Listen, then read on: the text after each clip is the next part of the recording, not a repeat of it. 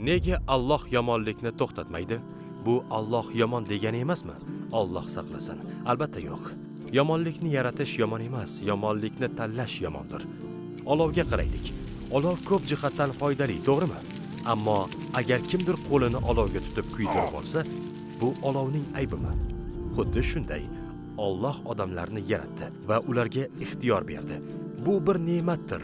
O'z ixtiyorimiz bilan yaxshilik qilishni tanlashimiz mumkin va farishtalardan ham yaxshiroq bo'lishimiz mumkin. Shunday ekan, ixtiyoriy kimning yaxshi yomon ekanini ko'rsatadi. U bo'lmaganda jinoyatchi va mehribon odam teng bo'lardi. Demak, ixtiyor yomon emas. Yomon narsa undan noto'g'ri foydalanish.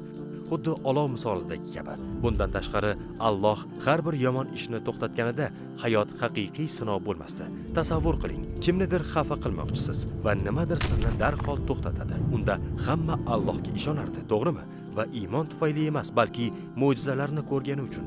Bu haqiqiy sinov bo'lmasdi. Bu juda oson va adolatsiz bo'lardi. Xulosa qilib aytganda, ixtiyor yaratish yomon emas.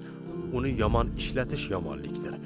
Shuning uchun yomonlik uchun inson javobgardir, Alloh emas. Bu videoni eshitish kerak bo'lgan barcha do'stlaringizga ulashib qo'ying.